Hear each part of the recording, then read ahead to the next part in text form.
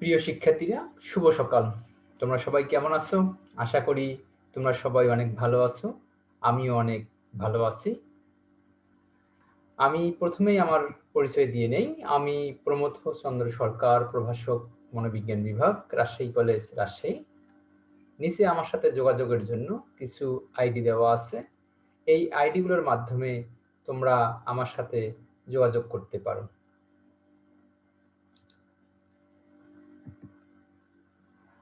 প্রিয় শিক্ষার্থীরা, আজকে তোমরা যারা দ্বাদশ শ্রেণীতে পড়াশোনা করো তাদের জন্য এই ক্লাস। তবুও আমরা ক্লাসটা নিব আজকে মনোবিজ্ঞান প্রথম পত্র নিয়ে, অধ্যায় ৮। তোমরা জানো যে অধ্যায়ের নাম পরিসংখ্যান পরিস্থিতি।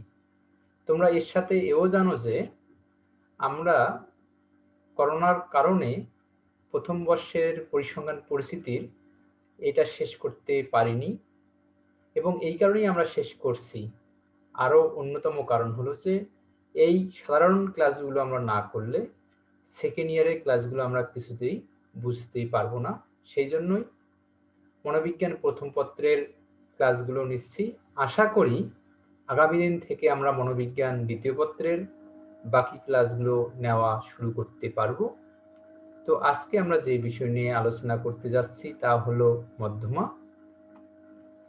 তো প্রিয় শিক্ষার্থী, আমরা গত ক্লাসে যা জেনেছিলাম গড় ও প্রচুরক, গড় ও প্রচুরকের সংজ্ঞা, বর্ণনা, সূত্রগুলো, এর সুবিধা অসুবিধা এবং বাস্তব জীবনে আমরা কিভাবে প্রয়োগ করতে পারি তা আমরা ধাপে ধাপে জেনেছিলাম। আজকেও একইভাবে আমরা জানব মধ্যমার সংজ্ঞা, সূত্র, সুবিধা অসুবিধা ও বাস্তব জীবনে প্রয়োগ।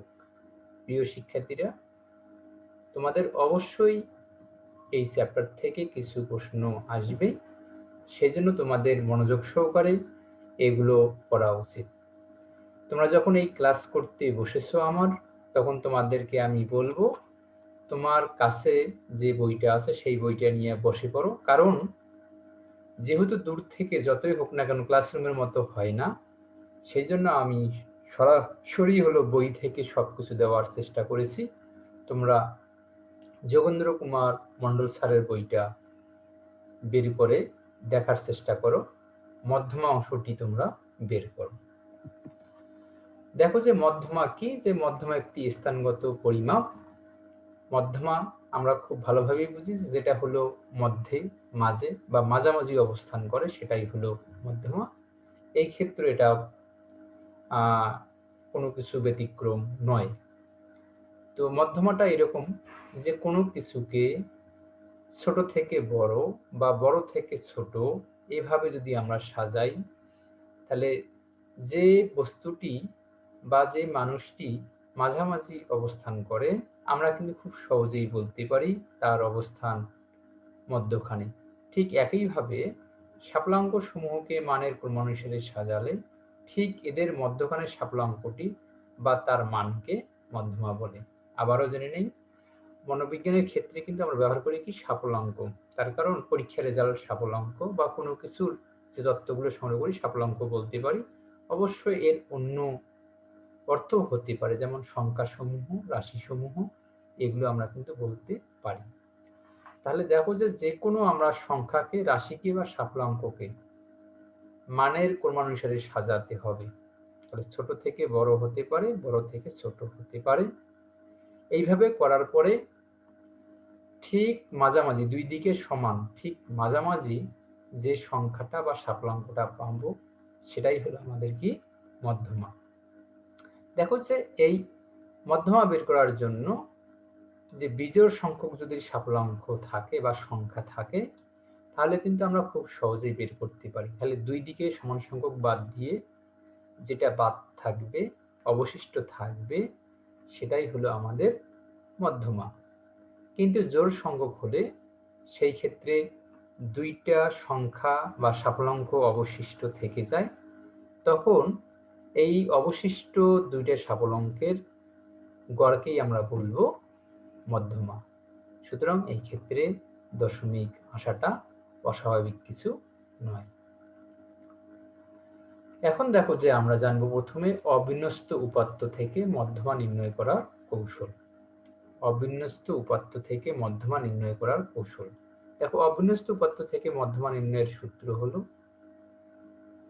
n প্লাস 1 বাই হলো 2। তাহলে মধ্যমা সমান কি n n n plus 1 by 2। এখন উদাহরণস্বরূপ আমরা বলতে এখানে n হলো যে মোট সংখ্যা, স্বাবলম্বের হলো মোট সংখ্যা। ধরো তোমরা মনোবিজ্ঞানে 50 জন পরীক্ষা দিয়েছো, তাহলে n এর মান হলো কি 50 জন। অথবা নিচের উদাহরণে দেখি n হলো কত। দেখো কয়ে আছে 1 2 3 4 5 6 7, এখানে 7টা স্বাবলম্ব আছে, সেই জন্য এখানে আমরা n এর মান দিলাম 7। নিচেরটার ক্ষেত্রে আমরা বলতে পারি 1 2 3 4 5 6 7 8 9 10, তাহলে এর ক্ষেত্রে আমরা বলতে পারবো n এর মান 10। তো মধ্যমা কি, মধ্যমা কিন্তু হলো কি কততম সংখ্যা সেটা কিন্তু বের করব। মধ্যমা মানে কি এখানে কততম সংখ্যা আমরা কিন্তু সেটা বের করব। তাহলে গুণে গুণে আমরা যদি বলি চতুর্থ সংখ্যা, তাহলে 1 2 3 4 নম্বর অবস্থানে যে সংখ্যাটা থাকবে তাকে কিন্তু আমরা বলবো মধ্যমা। তো প্রিয় শিক্ষার্থীরা, আমরা এবার হাতে কলমে, তোমাদের বইও দেওয়া আছে উদাহরণগুলো, হাতে কলমে করার চেষ্টা করি। এই দুটা উপাত্ত থেকে আমরা মধ্যমা বের করার চেষ্টা করব। প্রথমত আমরা ক থেকে মধ্যমা নির্ণয় করার চেষ্টা করি। দেখো এখানে দেওয়া আছে 55 50 52 68 59 64 53। এখন মানের ক্রমানুসারে সাজিয়ে পাই। তোমরা ছোট থেকে বড় সাজিয়ে ফেলো তো, খুব দ্রুত সাজাও, দেখি তোমাদের সাথে আমার মিলে কি না। কি তোমরা সাজাতে পারছো? ঠিক আছে, দেখি আমার সাথে তোমার মেলে কিনা, একটু মিলিয়ে নেওয়ার চেষ্টা করো।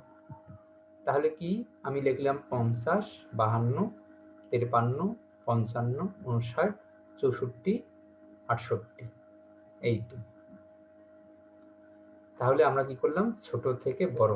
দেখো প্রথমে হলো সবচেয়ে 50, এইভাবে সাজাবা। 50 লিখলাম যখন কেটে দিলাম, তারপর 52 যখন লিখলাম কেটে দিলাম, 53 যখন লিখলাম কেটে দিলাম, 55 যখন লিখলাম কেটে দিলাম, 59 যখন লিখলাম কেটে দিলাম, 64 লিখলাম কেটে দিলাম, 68 লিখলাম কেটে দিলাম। আবার দেখতে হবে যে দেখো 1 2 3 4 5 6 7টা এখানে ছিল, এখানেও 7টা আছে কিনা। 1 2 3 4 5 6 7, এভাবে কিন্তু আমাদের কনফার্ম অবশ্যই হতে হবে 7টা আমরা পেয়েছি। আবার একবার দেখে নিব যে ছোট থেকে বড় আসলে সাজাতে পারছি কিনা, যে ঠিক আছে আমাদের এটা ছোট থেকে বড় সাজানো আছে। n এখানে তাহলে আমরা বের করলাম যে মোট স্বাবলম্বের সংখ্যা কয়টি, 7টি। এরপরে যে মধ্যমা আমরা জানি, মধ্যমা সমান জানি n প্লাস 1 বাই 2 তম সংখ্যা। তাহলে এততম সংখ্যাটাই কি হবে আমাদের মধ্যমা। এবার দেখো n এর মান কত, 7, তাহলে 7 যোগ 1 বাই 2 সমান সমান 7 আর 1 কত, 8, 8 বাই 2 তম সংখ্যা সমান ভাগ করে পেলাম 4, 4তম সংখ্যাই আমাদের মধ্যমা। তাহলে দেখো এটা হলো 1, এটা 2তম, এটা 3তম, এটা হলো কত, 4তম। তাহলে এই 4তম সংখ্যাটাই আমাদের কি মধ্যমা। ওকে, তাহলে আমরা এইভাবে যে কততম সংখ্যা মধ্যমা সেটাই আমরা বের করলাম, যে 4তম সংখ্যাটাই আমাদের হলো মধ্যমা।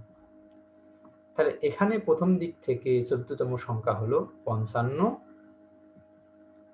তাহলে 55 হলো আমাদের কি মধ্যমা।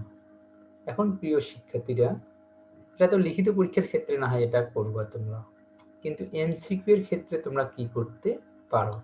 এমসিকিউ এর ক্ষেত্রে তোমরা লেখার জন্য খাতা পাবে না, অথবা এত সময় কিন্তু থাকবে না। তাহলে কিভাবে করবে, তাহলে মানের ক্রমানুসারে সাজাবা। মানের ক্রমানুসারে কিন্তু সাজাতেই হবে, না সাজিয়ে কিন্তু অঙ্ক করতে যেও না। খুচরো অঙ্ক করা সম্ভব হতে পারে, কিন্তু এই মধ্যমার অঙ্ক কিন্তু না সাজিয়ে করতে পারবো না। তাহলে তোমাকে আমি কি বলবো যে দেখো মানের ক্রমানুসারে সাজাইলাম, তারপরে এই দিক থেকে 3টা বাদ যদি দেই, এই দিক থেকে 3টা বাদ দিলাম। ওকে, দুই দিক থেকে সমান সংখ্যক বাদ দিবে, দ্রুত বাদ দেওয়ার চেষ্টা করবে। এই পাশ থেকে একটা দিলাম, এই পাশ থেকে একটা, এই পাশ থেকে একটা, এই পাশ থেকে একটা, এই পাশ থেকে একটা, এই পাশ থেকে থাকলো, যেটা বাদ থাকলো, তাহলে মাঝামাঝি যেটা বাদ থাকলো সেটাই আমাদের কি মধ্যমা। তাহলে এভাবেও কিন্তু আমরা অঙ্ক করতে পারি। এখন বলি,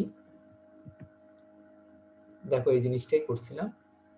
এখন যেটা সমস্যা, যদি n এর মান জোড় সংখ্যক হয় তাহলে কি হবে, সেই ক্ষেত্রে কিন্তু আমরা সমস্যায় পড়তে পারি। এই সমস্যাটা কিভাবে সমাধান করতে পারি আমরা সেইটাই এবার হলো দেখব। দেখো যে খ নম্বরে দেখো আমাদের উদাহরণ ছিল 5 2 4 5 6 7 4 3 8 9। তো মানের ক্রম অনুসারে সাজিয়ে পাই। প্রিয় শিক্ষার্থীরা, তোমরা মানের ক্রম অনুসারে সাজিয়ে ফেলো এবং আমার সাথে তোমরা মিলিয়ে নাও, দেখি যে একই হয় কিনা। ঠিক আছে, সাজানো শুরু করো, আমি 30 সেকেন্ড সময় দিচ্ছি।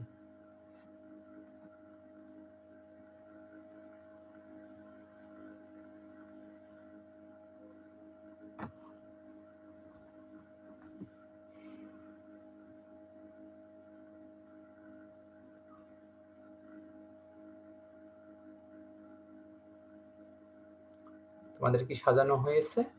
যদি সাজানো হয়ে থাকে আমরা দেখে নেওয়ার চেষ্টা করি কি হলো। তাহলে আমি সাজিয়েছি 2 4 2 3 4 4 5 5 6 7 8 9। আর এখানে দেখো গুণে নিলাম 1 2 3 4 5 6 7 8 9 10। তাহলে এখানে সংখ্যা কতটা ছিল? 10টা। তাহলে n লিখলাম কত আমি? 10টা। আবার এখানে একবার দেখে নিবা আবার, 5 2 4 5 6 7 4 3 8 9, 1 2 3 4 5 6 7 8 10, 10টা। তাহলে এর মান 10টা। কিভাবে সাজাবা আবার কিভাবে লিখবা, যখন এখানে লিখবা না কিভাবে লিখবা? 2 লিখলা, 2 কেটে দিবা। 3 লিখলা, 3 কেটে দিবা। 4 লিখলা, 4 কেটে দিবা, আরো একটা 4 কেটে দিলা। 5 লিখলা, 5 একটা কেটে দিলা, আরো 5 থাকলে 5 কেটে দিলা। 6 আছে নাকি দেখি, একটা 6 আছে, আর 6 নাই, কেটে দিলা। 7 7 যখন লিখবে তখন দেখবে যে খুঁজে দেখো 7 একটা, 8 9 8 9। এইভাবে কিন্তু কেটে কেটে দিয়ে অঙ্ক করা খুব জরুরি, তাহলে ভুল হওয়ার চান্স খুব কম থাকে। এখন আমরা কিভাবে করি দেখি। আবারও দেখি, মধ্যমার সূত্র আমরা জানি n+1/2 তম সংখ্যা, তাহলে 10 যোগ 1 সমান সমান 11/2 তম, তার মানে 5.5 তম সংখ্যা। দেখো সত্যিকার অর্থে কি এখানে কোনো 5.5 তম সংখ্যা আছে? সত্যিকার অর্থে কিন্তু 5.5 তম সংখ্যা নাই। তাহলে কি হতে পারে? তাহলে এখানে সত্যিকার অর্থে 5.5 তম সংখ্যা নেই, তবে 5.5 তম সংখ্যা হবে পঞ্চম এবং ষষ্ঠ সংখ্যার গড়। তাহলে 5তম 5 সংখ্যা কি হবে? পঞ্চম এবং ষষ্ঠ সংখ্যার গড়। তাহলে 5তম 5 সংখ্যা হলো কি? পঞ্চম সংখ্যা যোগ ষষ্ঠ সংখ্যা। তাই পঞ্চম সংখ্যা কত? 5। ষষ্ঠ সংখ্যা কত? 5 ভাগ কত? 2। যোগ করে পেলাম 10 ভাগ 2 সমান সমান 5। তাহলে 5.5 তম সংখ্যা পেলাম কত আমরা? 5। এটা দশমিকেও হতে পারে। দেখো এর মান পূর্ণ সংখ্যা নাও হতে পারে। যদি একটা দেখো এখানে যদি 5 আর 6 থাকতো, মনে করো একটা, মনে করো 5 আর একটা 6 থাকতো, তাহলে যোগ করে ভাগ করলে কত হতো? 5 6 11 ভাগ 2 সমান 5.5। তাহলে এর মান কি হতে পারে? দশমিকও হতে পারে। ওকে, এখন পরীক্ষার হলে কি করে তোমরা অঙ্ক করবা সেটা আমি বলি, যে খুব দ্রুত কিন্তু অঙ্ক করতে হবে। জাস্ট দুই দিক থেকে কেটে দাও, ধর 3টা কাট দিলাম, এই দিক থেকে 3টা কেটে দিলাম, আবার এদিকে একটা কাটলাম, এদিকে একটা কাটলাম, বাকি থাকলো কয়টা থাকবে? 2টা। n জোড় সংখ্যকের ক্ষেত্রে বাকি থাকবে কয়টা? 2টা। এই দুটি সংখ্যার কিন্তু কি করবা? যোগ করে 2 দিয়ে ভাগ করবা, এটাই হবে কি? মধ্যমা।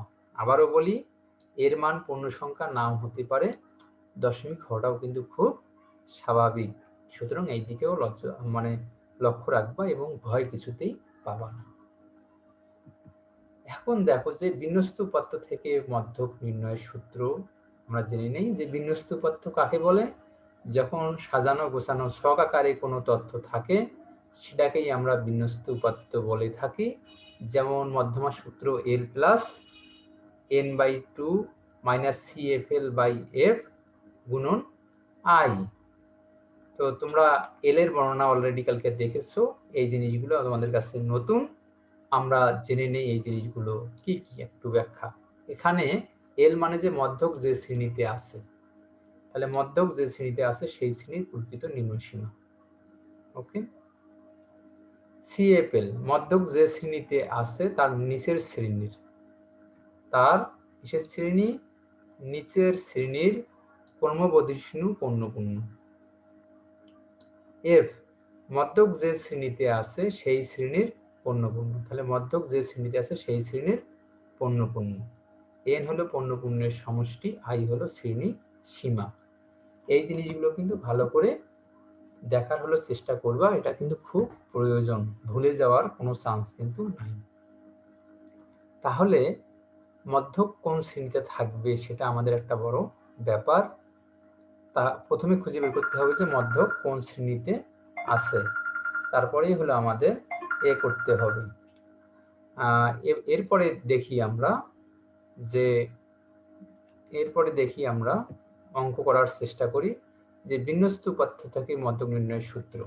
দেখো, বিন্যস্ত উপাত্ত থাকা মানে কিন্তু তোমাদের আগের ক্লাসেই আমি বলছি যে এটা অবশ্যই কিন্তু থাকতে হবে। শ্রেণী ব্যবধান এবং পণ্যপূর্ণ তোমাকে দিয়েই রাখবে, তোমাকে হলো অতিরিক্ত কোনো কিছু করে কাজ করতে হবে।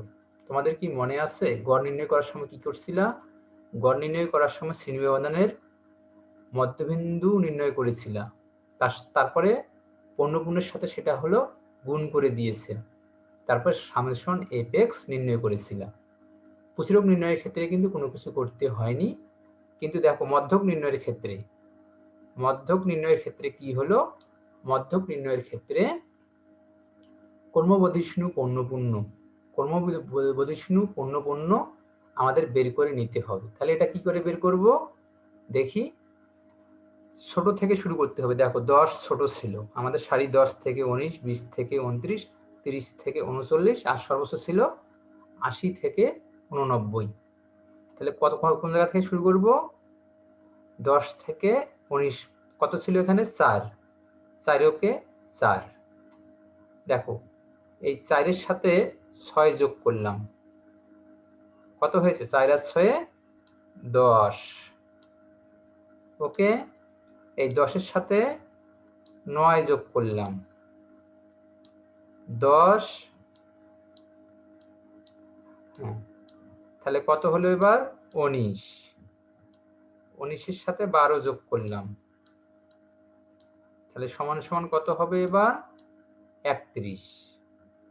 31 এর সাথে কত যোগ করব? 16 যোগ করব, কত হলো এবার?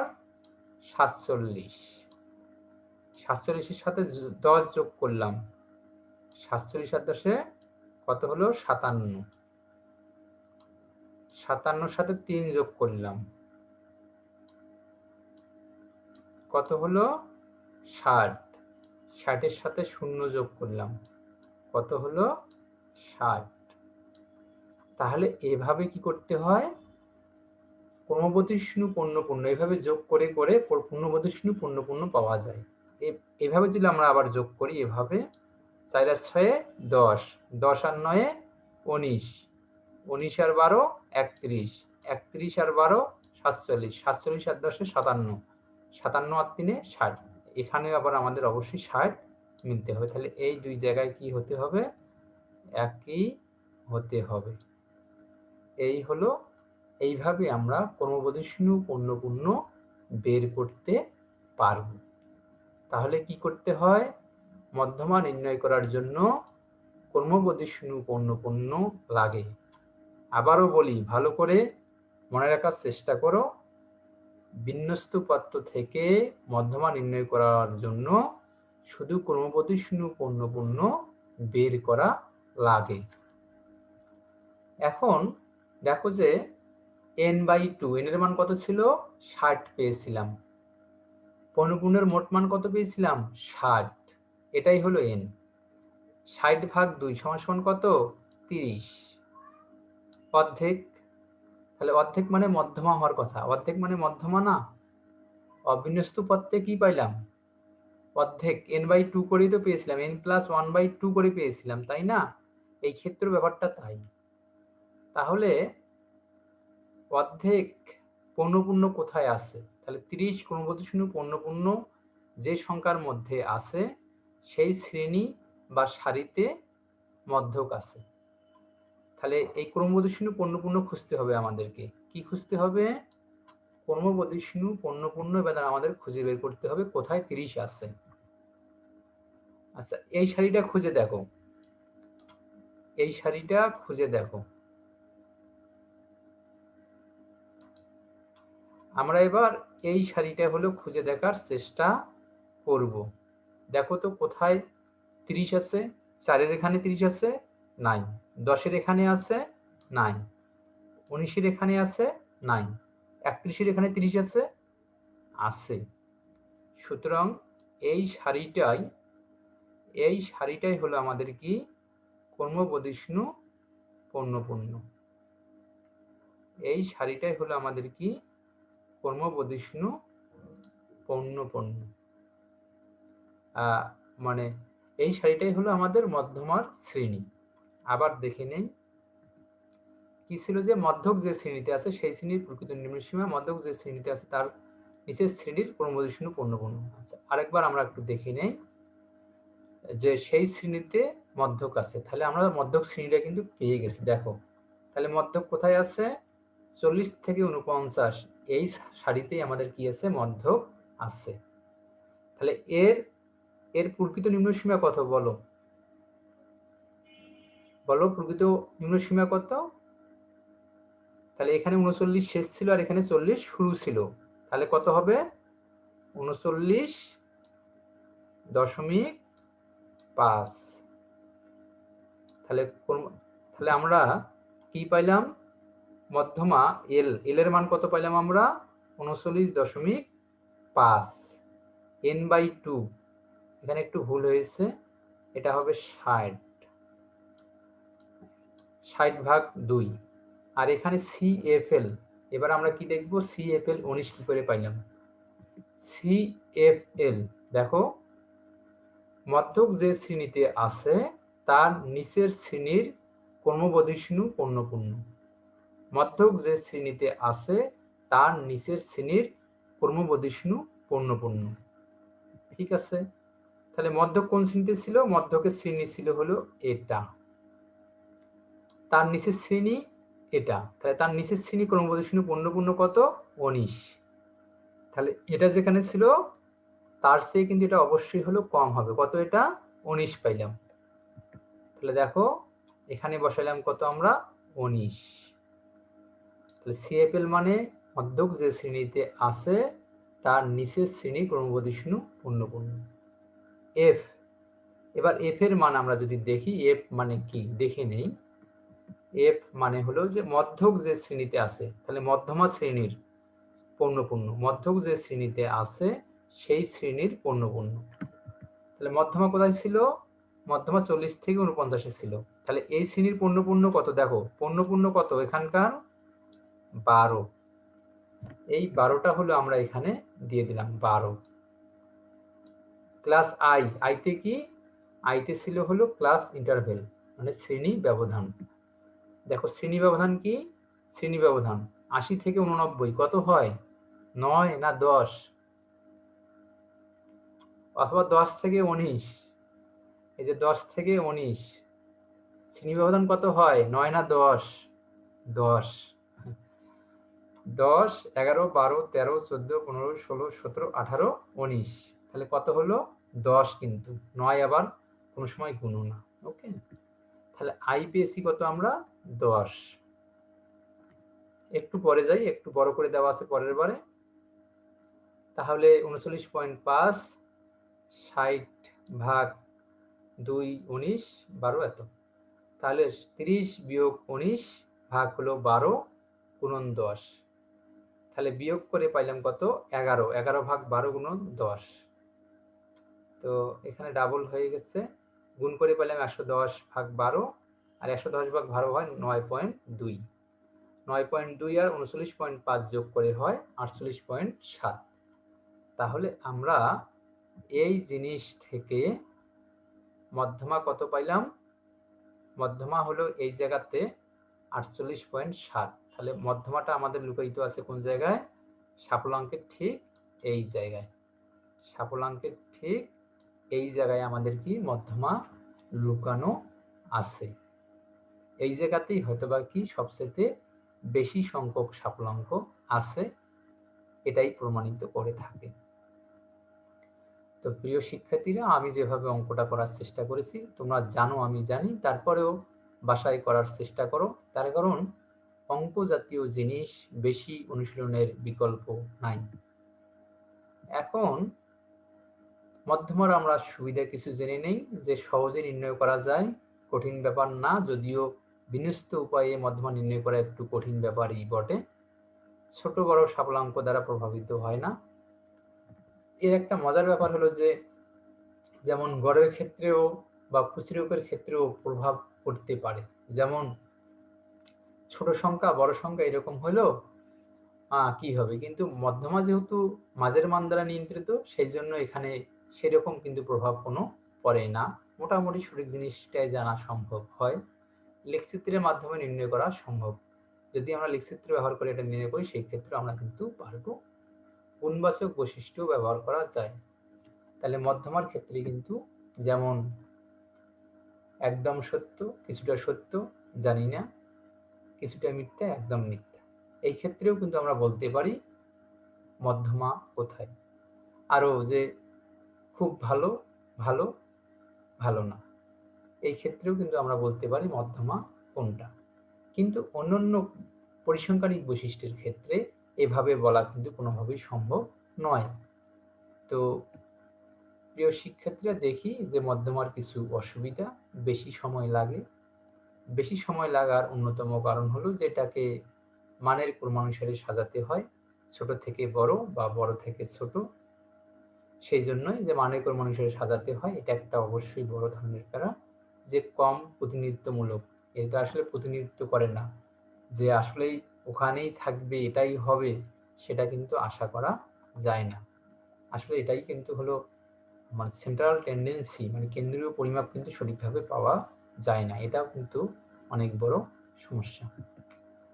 এখন প্রিয় শিক্ষার্থীরা, দেখো যে আমরা প্রথম পত্রের সব জিনিসগুলো শেষ করে ফেলেছি। আসলে সময় তোমাদের ক্লাস মনে হয় বেশি দিন চলবে না, যতটুকু দ্রুত সম্ভব ততটুকু করা। তো এবার আমরা দ্বিতীয় পত্র থেকে কিছু জানবো। আগামী দিন থেকে আমরা খুব ভালো করে জানার চেষ্টা করব। তো এখন পরিসংখ্যানের প্রকারভেদ আমরা জেনে নিব, যে পরিসংখ্যান কত প্রকার, কি কি। তো প্রথমে আমরা পরিসংখ্যানের আরো একটা সংজ্ঞা জেনে নেই। প্রথম পত্রে আমরা সংজ্ঞা জেনেছিলাম আরো, যে সংখ্যাবাচক উপাত্তকে সংগঠিত করা, সংক্ষিপ্ত করা, ব্যাখ্যা প্রদান করা গাণিতিক ব্যবহারকেই বলে পরিসংখ্যান। তাহলে যখন সংখ্যাবাচক উপাত্ত আমরা পাবো, সংগঠিত করব, তাগুলোকে ভালোভাবে সাজাবো, উপস্থাপন করব, ব্যাখ্যা প্রদান করব, সিদ্ধান্ত গ্রহণ করব, পূর্বানুমান করব, সেই জিনিসটাই হলো কি পরিসংখ্যান। তো পরিসংখ্যানকে এই তোমাদের বইগুলোতে 3 ভাগে ভাগ করছে। বড় বড় বইয়ে হাজারো রকমের ভাগ থাকতে পারে। বর্ণনামূলক পরিসংখ্যান, অনুমান নির্ভর পরিসংখ্যান, পূর্বানুমূলক পরিসংখ্যান। তো আমরা এক নজরে এগুলোর সংজ্ঞা জেনে নেই। যে বর্ণনামূলক পরিসংখ্যান কাকে বলে? যে উপাত্তের সুবিন্যস্ত এবং সহজ সরল ভাবে প্রকাশ করাকে বর্ণনামূলক পরিসংখ্যান বলে। তাহলে যে পরিসংখ্যানের মাধ্যমে উপাত্তগুলোকে আমরা সুন্দরভাবে সাজাতে পারি এবং সহজ সরল ভাবে, জটিল না ভাবে প্রকাশ করতে পারি, সেগুলোকেই আমরা বলছি কি বর্ণনামূলক পরিসংখ্যান। তো মূলত আমরা মনোবিজ্ঞান প্রথম পত্র এবং দ্বিতীয় পত্রে যে জিনিসগুলো পড়ছি সেগুলো বর্ণনামূলক পরিসংখ্যানের অন্তর্ভুক্ত। আর পরের যে দুটো আছে সেটা আসলে মনোবিজ্ঞানে পড়া হয়, আর অন্যান্য ক্ষেত্রে তো অবশ্যই পড়া হয়। এখানে বর্ণনামূলক পরিসংখ্যানের কিছু উদাহরণ: পণ্যের বণ্টন, গড়, মধ্যমা, সূচক, বিচ্যুতি ইত্যাদি। এবার আমরা জেনে নেই অনুমান নির্ভর পরিসংখ্যান, যে সিদ্ধান্ত নেওয়ার ক্ষেত্রে এই পরিসংখ্যান ব্যবহার করা হয়। তাহলে আমরা কি করব? সিদ্ধান্ত। রহিম পেয়েছে ৭৫ মার্ক, গড়ে পেয়েছে ৭৫ মার্ক। দেখো বলি, তোমরা সেকেন্ড ইয়ারে কয়টা পেপার পরীক্ষা দিবা? 6টা পেপার পরীক্ষা দিবে। ধরলাম যে রহিমও পেয়েছে গড়ে ৭৫ মার্ক, করিমও পেয়েছে গড়ে ৭৫ মার্ক। তাহলে কিন্তু তোমরা কি বলবা যে রহিম আর করিমের মেধা একই মতো? বলা কিন্তু অত সস্তা ব্যাপার নয়। আবারও বলি, যতই তাদের গড় মার্ক ৭৫ করে হোক না কেন, অত কিন্তু বলা সস্তা ব্যাপার নয় যে তারা হলো সমান মানের মেধাবী। তো এরকম আমরা সিদ্ধান্ত নেওয়ার ক্ষেত্রে পরিসংখ্যান ব্যবহার করতে পারি। ধরো যে রহিম গড় যে ৭৫ মার্ক, সে পেয়েছে, সব মার্কে পেয়েছে কত থেকে কত? ৭০ থেকে ৮০-র মধ্যে পেয়েছে। তাহলে গড় কত হবে? ৭৫। কিন্তু রহিম মনে করো পেয়েছে হলো ৬০ থেকে ৯০ মার্ক। তাহলে গড় মার্ক কত হবে? দেখবা যে এই ক্ষেত্রেও অবশ্যই কিন্তু ৭৫ হওয়ারই কথা। তাহলে আমি কিন্তু প্রথম জনকে মেধাবী বলছি। কোন জনকে মেধাবী বলছি? তার কারণ এর প্রতিটা মার্কই হলো কাছাকাছি এবং কোনোটাতে লস করার কোনো চান্স কিন্তু নাই। কিন্তু দেখো, করিম ভালো মার্ক যেমন পেয়েছে, খারাপ মার্কও কিন্তু সেরকম সে পেয়েছে। এর কিন্তু স্থিতিশীলতা তুলনামূলক কম। সুতরাং রহিম হলো ভালো ছাত্র। তো দেখো, সিদ্ধান্ত নেওয়ার ক্ষেত্রে এই পরিসংখ্যান ব্যবহার করা হয়। যেমন বুদ্ধির ক্ষেত্রে জেন্ডার ভেদে কোনো পার্থক্য নাই। কি বুদ্ধির ক্ষেত্রে জেন্ডার ভেদে কোনো পার্থক্য নাই। এখন ছেলেরা বেশি বুদ্ধিমান না মেয়েরা বেশি বুদ্ধিমান, এই জিনিস আমাদের অনেক সময় তর্ক বিতর্ক হয়েই থাকে। ধরো যে বুদ্ধি পরিমাপ করলাম, ধরো যে কারো ছেলেদের বা মেয়েদের কারো গড় আসলে ১১০, কারো ১১৫, বুদ্ধাঙ্কের গড় আসলো ১১০, ১15। এই জন্যই কিন্তু আমরা বলতে পারি না যাদের বেশি স্কোর তারা মানে তাদের বুদ্ধি বেশি আর তাদের হলো কম। হ্যাঁ, একটু কম বেশি এখানে আছেই, কিন্তু এই পার্থক্যটা তাৎপর্যমূলক কিনা, সিগনিফিকেন্ট কিনা, সেটাও কিন্তু একটা ব্যাপার। এই যে আমরা তাহলে সিদ্ধান্ত নিতে পারবো কেমন করে যে সত্যিকারে একজনের চেয়ে আরেকজন বেশি বুদ্ধিমান, বা ছেলেরা বেশি বুদ্ধিমান বা মেয়েরা বেশি বুদ্ধিমান? এটা কিন্তু সিদ্ধান্ত নেওয়ার ক্ষেত্রেও কিন্তু আমরা কি করতে পারি? এই পরিসংখ্যান, অনুমান নির্ভর পরিসংখ্যান ব্যবহার করতে পারি। বিভিন্ন টেস্ট আছে, জেড স্কোর টেস্ট, টি টেস্ট, এফ টেস্ট, কাই স্কোয়ার টেস্ট, এস টেস্ট। এগুলো অনার্স পড়ার সময় শুনতে পারো। জানি না সকল সাবজেক্টে জানার চান্স আছে কিনা। তো প্রমাণমূলক পরিসংখ্যানে যে একটি চল সম্পর্কে জেনে আরেকটি চল সম্পর্কে ভবিষ্যদ্বাণী করা, তাহলে বয়স বাড়লে বুদ্ধি বাড়ে। তাহলে বয়স কম বেশি করে দেখবো যে বুদ্ধিটা কেমন হয়। তো এইভাবেও কিন্তু একটি চলকে জেনে আরেকটা চল সম্পর্কে ভবিষ্যদ্বাণী করা যায়। বেশি ঘন্টা পড়াশোনা করলে রেজাল্ট ভালো হয়, এটা হতে পারে। বুদ্ধি বেশি থাকলে রেজাল্ট ভালো হয়। এইরকম হাজারো রকম এইরকম চল ধরা যায় যে একটা চলের উপর আরেকটা চল নির্ভর করে। তো প্রিয় শিক্ষার্থীরা, দেখো যে এরপরে যে অপশনটা, যে উপাত্তকে লেখচিত্রের মাধ্যমে উপস্থাপন করা, যে উপাত্তকে আমরা সহজে উপস্থাপন করার জন্য, সহজে বোঝার জন্য, অন্যকে বোঝানোর জন্য লেখচিত্র ব্যবহার করে থাকি। তো অনেক ধরনের লেখচিত্র থাকতে পারে, তোমাদের বইয়ে এই তিনটাই আছে: আয়তলেখ, বহুভুজ ও জীবরেখা। তো আগামী দিন, আজকে আমরা একটু জানলাম, আগামী দিন আমরা এটা খুব ভালোভাবে জানার চেষ্টা করব যে আয়তলেখ, বহুভুজ ও জীবরেখা। তো একটু দেখে নেই চিত্রগুলো কেমন। তো দেখো যে এটা যেটা দেখছো, এটার নাম হলো কিন্তু আয়ত, না, এটা শুধু গ্রাফ। এটা আমরা বলছি এটা গ্রাফ। গ্রাফের মাধ্যমেই যে কোনো চিত্র উপস্থাপন করতে হয়। সাধারণত আনুভূমিক যেটা হয় এক্স রেখা, এটা হলো কি, এটা হলো এক্স অক্ষ, আর এটাকে বলবো আমরা কি, ওয়াই অক্ষ। এক্স 0, এক্স ড্যাশ, ওয়াই 0, এটা কিন্তু 0, 0 বিন্দু, স্থানাঙ্ক কি 0, 0। তোমরা 19 অবশ্যই করেছো আশা করি। এটা ওয়াই ড্যাশ, তার মানে এইদিকে সব প্লাস মান বসে, এইদিকে সব মাইনাস মান বসে, এইদিকে মাইনাস প্লাস, মানে এক্স এর মাইনাস ওয়াই প্লাস মান বসে, আর এদিকে এক্স এর প্লাস ওয়াই মাইনাস মান বসে। তো প্রিয় শিক্ষার্থীরা, তোমাদের ক্ষেত্রে সব মানে কি প্লাস থাকবে। সুতরাং দেখবে যে তোমাদের গ্রাফটা এরকম সম্পূর্ণ থাকবে না, তোমাদের গ্রাফ কিন্তু এরকম হবে না।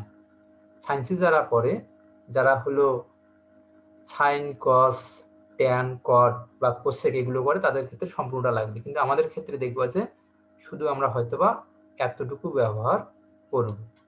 তো পরের চিত্রটা আমরা দেখে নেই। দেখো এটা, দেখো যে এখানে শ্রেণীব্যাপ্তি দেওয়া আছে আর এইভাবে করাও আছে। তাহলে দেখো যে এখানে এটা এক্স অক্ষ, যে জিরো বিন্দু থেকে জিরো বিন্দু হলো এটা, দেখতে পাচ্ছ কি? তো আচ্ছা, জিরো বিন্দু আমাদের এটা,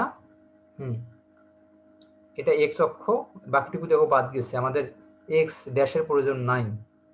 ওয়াই বিন্দু এটা, এপাশে কিন্তু দেখো ওয়াই ড্যাশের আমাদের প্রয়োজন নাই। তাহলে 20 থেকে 24, তো এখানে হলো কেটে দেওয়া হয়, তাহলে 0 থেকে আমাদের নেওয়ার কোনো প্রয়োজন পড়ে না। তাহলে দেখো 20 থেকে 24 কত? 2, তাহলে 1 2 ঘর। 25 থেকে 29 2 ঘর, 25 থেকে 29 2 ঘর। 30 থেকে 34, 30 থেকে 34 দেখো কয় ঘর আছে? 4 ঘর। এই যে 4 পর্যন্ত, 4 পর্যন্ত আছে। দেখো তো 45 থেকে 49 কয় ঘর? 5 ঘর। তাহলে 45 থেকে 49 5 ঘর। এই দেখো 5 পর্যন্ত এটাকে টেনে নিতে হবে। তো এইভাবে করার নাম হলো কি আয়তলেখ। আমরা আগামী দিন ভালো করে পড়বো, সুতরাং অত টেনশন করার কিছু নেই, তোমরা আজকে ভালো করে একটু জানবা। এটা হলো বহুভুজ। বহুভুজটা কি হয়? মধ্যবিন্দু কিন্তু লাগে, মধ্যবিন্দু যেরকম গড় নির্ণয় করার সময় মধ্যবিন্দু নির্ণয় করছিল সেই রকম লাগবে। তাহলে মধ্যবিন্দুটা করব এই শ্রেণীর মধ্যবিন্দু, পরের শ্রেণীর, তারপর এগুলোকে কি যোগ করে দিতে হয়, মধ্যবিন্দুগুলোকে কি করতে হয়? যোগ করে দিতে হয়। তাহলে এরকম যে ভুজটা আমরা পাই সেটাকে বলি আমরা বহুভুজ। তাহলে আবারও বলি, এই ক্ষেত্রে শ্রেণী ব্যবধানের শ্রেণী মধ্যমান লাগে, মানে মধ্যবিন্দু লাগে, আর এই দিকে কিন্তু সবসময় কি লাগবে? গণসংখ্যা। আচ্ছা, এই ক্ষেত্রে কি ছিল? এই ক্ষেত্রে নিচে ছিল কি? এই ক্ষেত্রে নিচে ছিল হলো শ্রেণী ব্যবধান, শ্রেণী ব্যবধান ছিল, আর ওপর দিকে ছিল কি? গণসংখ্যা। আচ্ছা, পরেরটাতে কি বললাম? নিচে আছে মধ্যবিন্দু, আর এইদিকে আবার ওই একই আছে কি? গণসংখ্যা। কিন্তু অজীব রেখার ক্ষেত্রে, মানে ক্রমবর্ধিষ্ণু পূর্ণপূর্ণর ক্ষেত্রে, এখানে কি? ক্রমযোজিত গণসংখ্যা, মানে ক্রমবর্ধিষ্ণু পূর্ণপূর্ণ, আর এই দিকে কি রাখতেছে? শ্রেণী উচ্চ সীমা। এবার কিন্তু দেখো চেঞ্জ আছে, এবার কি? শ্রেণী উচ্চ সীমা। তাহলে এই জিনিসগুলো কিন্তু আমাদের করতে হয়। অনেক ক্ষেত্রে এটা কম বেশিও হতে পারে, অনেক ক্ষেত্রে মধ্যবিন্দু ধরেও পারতে পারে, নাও পারে। তো প্রিয় শিক্ষার্থীরা, আগামী দিনে এগুলো জানবো। আমরা আজকে এখানেই শেষ করি। তোমাদের আমি বাড়ির কাজ দিলাম আগের, কিন্তু এই ডাটাগুলো দেখো, এই ডাটাগুলো তোমাদের কিন্তু আগেরই আছে। এই ডাটাগুলো দিয়ে তোমরা হলো মধ্যমা নির্ণয় করবা। বাড়ির কাজ থাকলো কি? মধ্যমা নির্ণয় করো। প্রথম দিন তোমরা এই উপাত্ত ব্যবহার করে ইতিমধ্যে যে পণ্যপূর্ণের বন্টন টেবিল তৈরি করছো, সেই টেবিল থেকে প্রচুরক নির্ণয়ও করেছো তোমরা। আর এবার তোমাদের বাড়ির কাজ দিলাম যে সেই টেবিল থেকে এবার মধ্যমা নির্ণয় করো। প্রচুরক নির্ণয় করার টেবিল থেকে মধ্যমা নির্ণয় করো, তাহলে তোমাদের বাড়ির কাজ কিন্তু শেষ হয়ে গেল। তো প্রিয় শিক্ষার্থীরা, আজকে আমরা কি শিখলাম? মধ্যমা সম্পর্কে শিখলাম, এবং মনোবিজ্ঞান দ্বিতীয় পত্রের ক্লাসে আমরা পদার্পণ করেছিলাম। আগামী দিন আমরা লেখি সূত্রগুলো সবগুলো ভালো করে জানার চেষ্টা করব। তো কোনো প্রশ্ন থাকলে তোমরা করবা, জানি অ্যান্সার দেওয়া হবে হয় না, অ্যান্সার দেওয়ার সুযোগ পেলে আমি বলার চেষ্টা করব। তো প্রিয় শিক্ষার্থীরা, তোমাদেরকে অনেক অনেক ধন্যবাদ, তোমরা ধৈর্য ধরে আমার সাথে ছিলে। আশা করি আগামী ক্লাসেও তোমাদের সাথে দেখা হবে। ততক্ষণ পর্যন্ত ভালো থাকো। খোদা হাফেজ।